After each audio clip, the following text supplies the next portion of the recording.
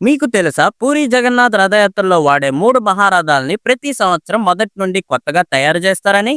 ఈ రథ నిర్మాణం వెనుక ఉన్న అసలు సిసల నమ్మలేని విషయాలు ఇప్పుడు చూద్దాం.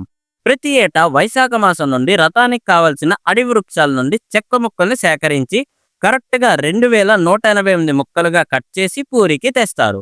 అక్షయ తృతీయ శుభముహూర్తాన పూజారితో పాటు 9 మంది ముఖ్యమైన శిల్పులు ఇంకా వారికి సహాయంగా 125 మంది కలిసి ఈ రథ నిర్మాణాన్ని మొదలుపెడతారు.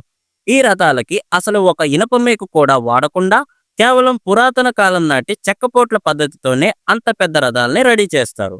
అందులో జగన్నాథుని రథం నందిఘోషకి 16 చక్రాలు, బలరాముని రథానికి 14 చక్రాలు, ఇంకా సుభద్రాదేవి రథానికి 12 చక్రాలుంటాయి.